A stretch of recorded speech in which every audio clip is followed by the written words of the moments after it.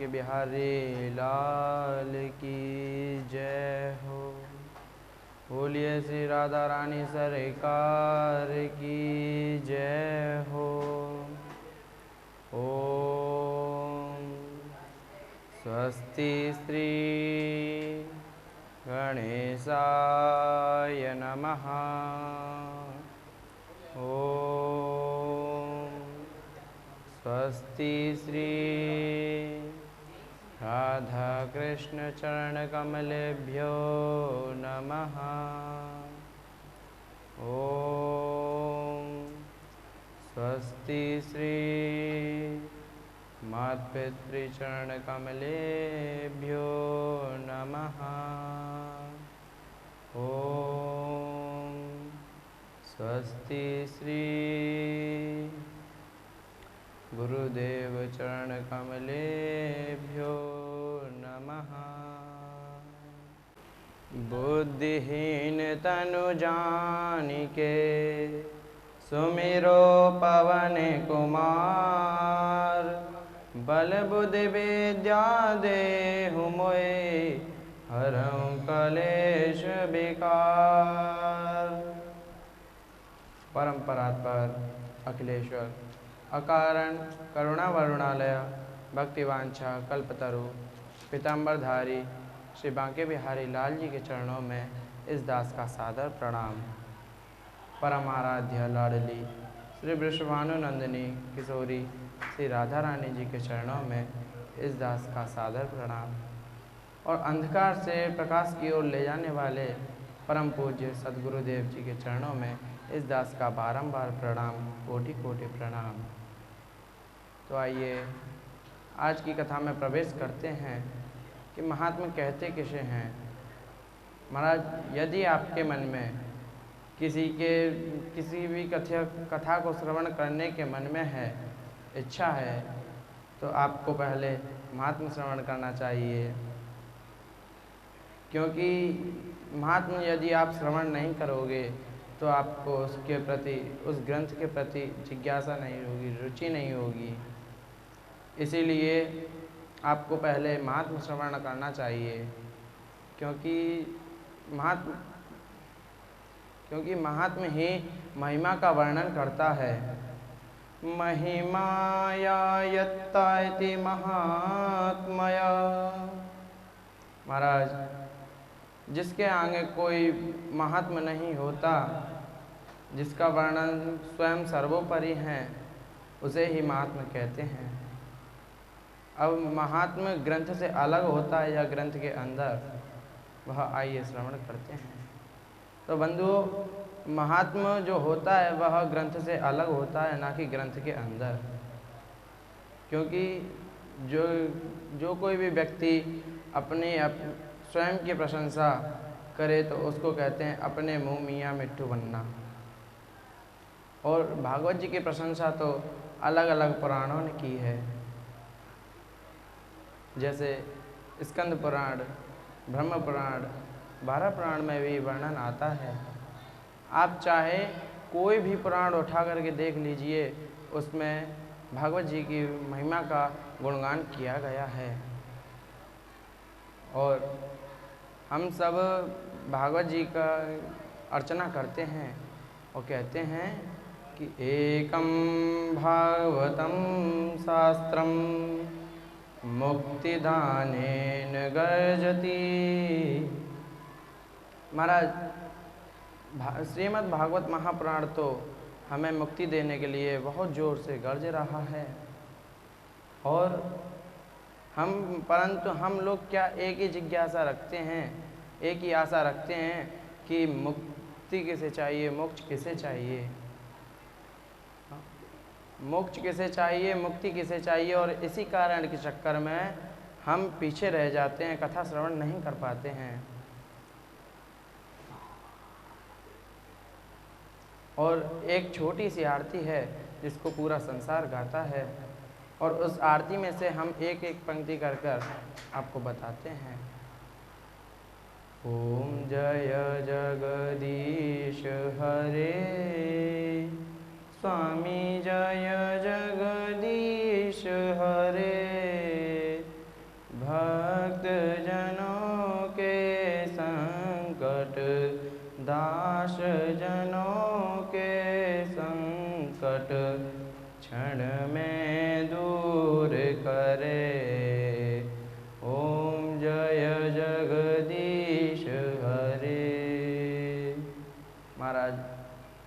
बिल्कुल सबसे छोटी आरती है और यह इस आरती को पूरा संसार गाता है। और यदि हम इस आरती में से एक छोटी सी पंक्ति निकाल दें तो हो सकता है कोई सकामी प्राणी भी इस आरती को न गाए। और वह कौन सी पंक्ति है, आइए श्रवण करते हैं। कि जो ध्यावे फल पावे, दुख बिन से मन का, स्वामी दुख बिन से मन का, सुख संपत्ति घर आवे, सुख संपत्ति घर आवे, कष्ट मिटे तन का। ओम जय जगदीश हरे। बंधुओं, जिसके घर में सुख आवे और दुख मिट जावे, हाँ, जिसके घर में सुख आए और दुख मिट जाए, ऐसा भला कौन सुख नहीं प्राप्त करना चाहेगा। आज इस कलयुग में तो सभी सुख प्राप्त करना चाहते हैं, सभी धन चाहते हैं। और यदि इस आरती में से इस पंक्ति को निकाल दो तो वैसे कोई फर्क नहीं पड़ेगा, हाँ, परंतु इस पंक्ति को निकालने के बाद में सकामी प्राणी भी इस आरती को नहीं गाएगा, आरती को छोड़ देगा। क्योंकि इस आरती में कामना सिद्धि है और बाकी की जितनी भी पंक्तियां हैं उनमें कामना सिद्धि नहीं है। और आगे की पंक्तियां कौन सी हैं, आइए श्रवण करते हैं। कि मात पिता तुम मेरे, शरण कहूँ मैं किसकी, स्वामी शरण कहूँ मैं किसकी, तुम बिन और न दूजा, प्रभु बिन और न दूजा, आश करूँ मैं किसकी। ओम जय जगदीश हरे। प्यारे श्रोता बंधुओं, यदि हम इस पंक्ति में कामना सिद्धि नहीं है, इस पंक्ति में कामना सिद्धि नहीं है, यह निष्काम भाव से है, और यह पंक्ति निकाल दी जाए तो वैसे कोई फर्क भी नहीं पड़ेगा, क्योंकि इसमें कामना सिद्धि है ही नहीं, तो फर्क किस चीज़ का। क्योंकि यहाँ जितने भी लोग पांडाल में बैठे हैं, जितने भी बैठे हैं, तो वो किसी ना किसी कामना सिद्धि से ही बैठे हैं, कि कामना को लेकर के बैठे हैं।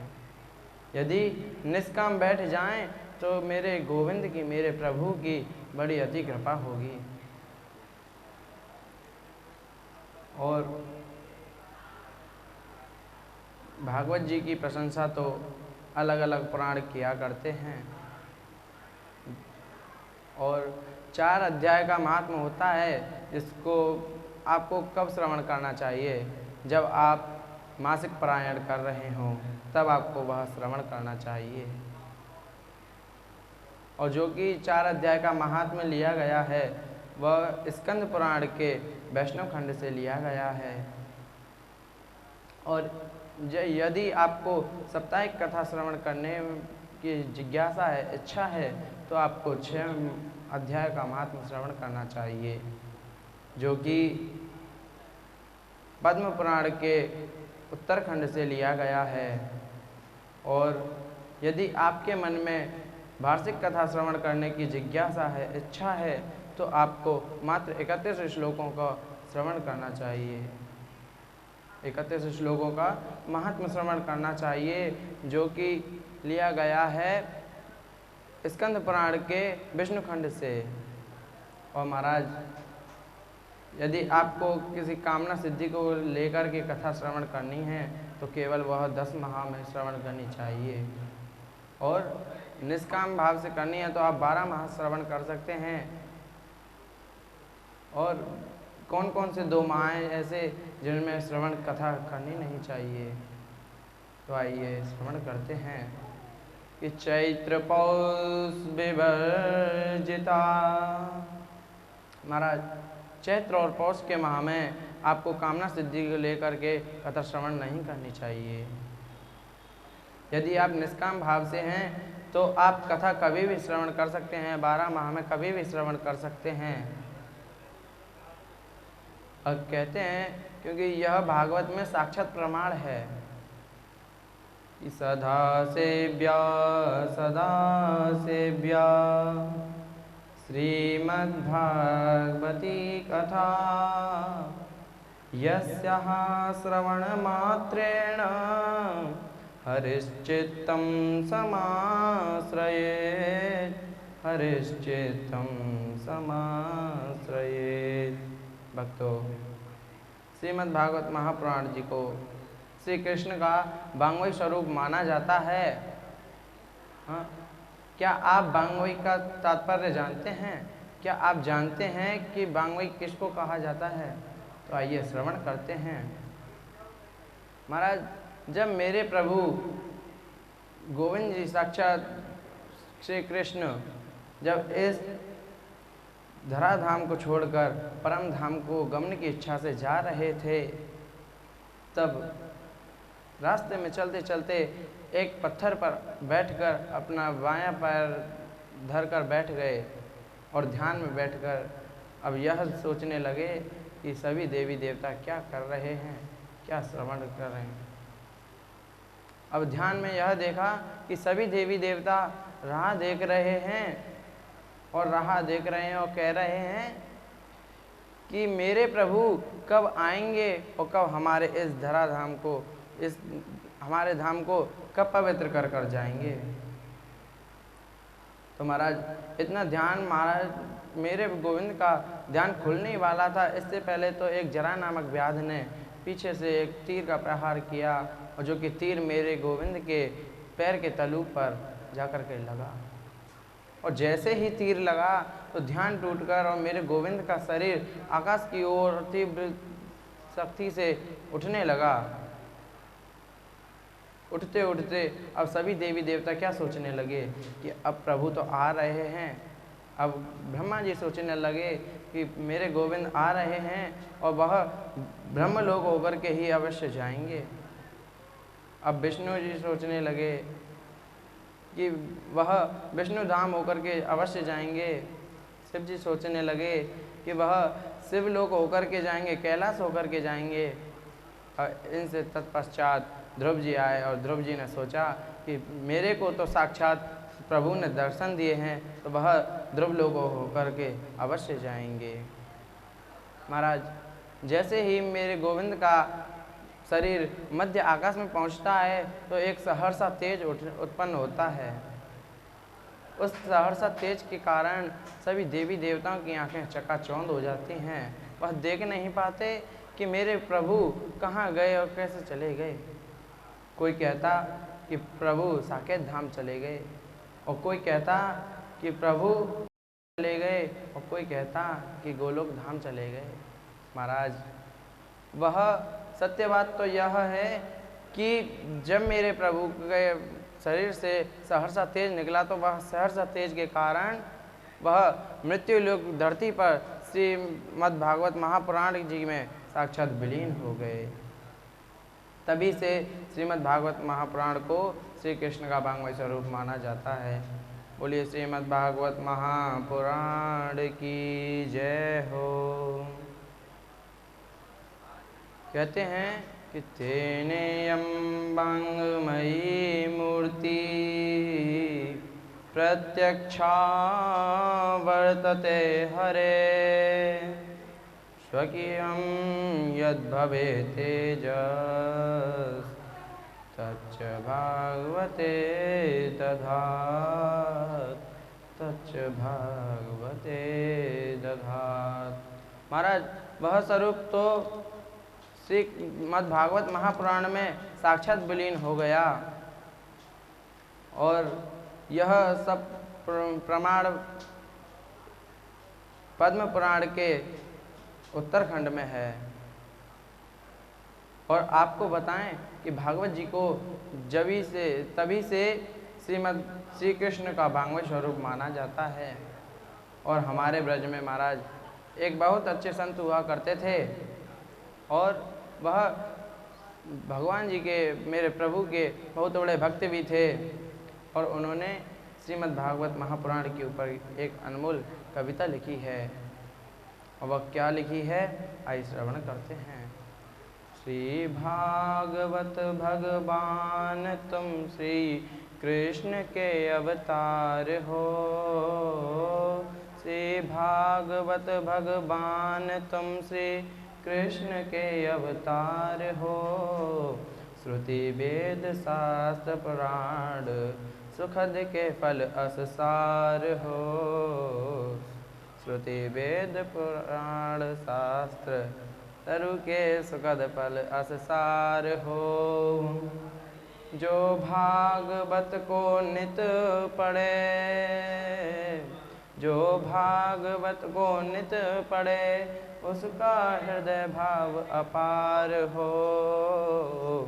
श्री कृष्ण के दर्शन मिलें, श्री कृष्ण के दर्शन मिलें, और भव से बेड़ा पार हो, भव से बेड़ा पार हो।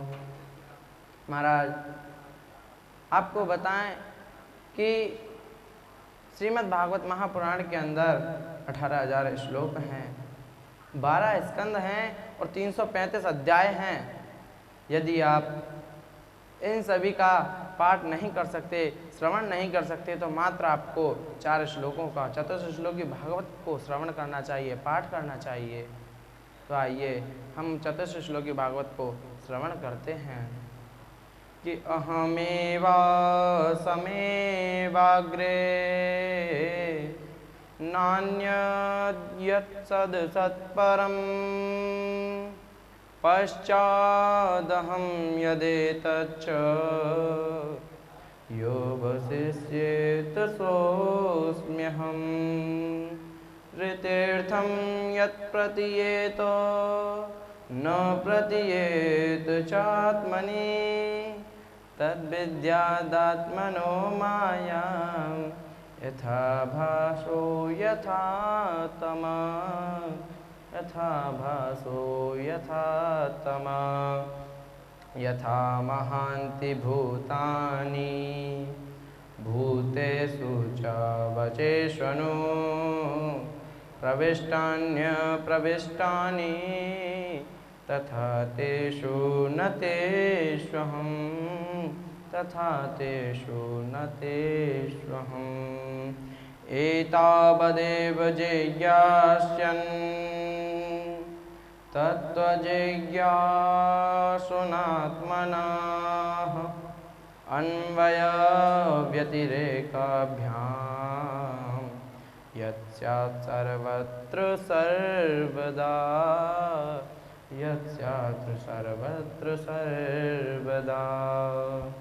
महाराज अब प्रश्न आता है कि यह भागवत जी इस भूमि पर किस प्रकार से आए और हम तक किस प्रकार से पहुँची। तो आइए श्रवण करते हैं। महाराज यह चतुर्श्लोकी भागवत, इसको जो कि वेद व्यास जी ने 4 श्लोकों से 18,000 श्लोक तैयार कर दिए। और जब ये श्लोक 4 श्लोक विष्णु जी ने ब्रह्मा जी को दिए और ब्रह्मा जी ने नारद जी को दिए और नारद जी ने वेद व्यास जी को दिए और वेद व्यास जी ने जाकर के सुखदेव जी को दिए और सुखदेव जी ने जाकर के श्री सूत जी महाराज को दिए और श्री सूत जी महाराज ने नैमिषारण्य में जाकर के 88,000 सौनकादि ऋषियों को जाकर श्रवण करा दी और उनके द्वारा हमारे परम पूज्य सद्गुरु देव जी को प्राप्त हुई और उसके बाद हमारे परम पूज्य गुरुदेव को प्राप्त हुई और उनके द्वारा हमको प्राप्त हुई है और हम आप सभी भक्तजनों को प्राप्त करा रहे हैं। तो इसी के साथ मैं अपनी वाणी को श्री सद्गुरुदेव जी के चरणों में विराम करता हूँ। जय जय श्री राधे, जय जय श्री राधे, जय जय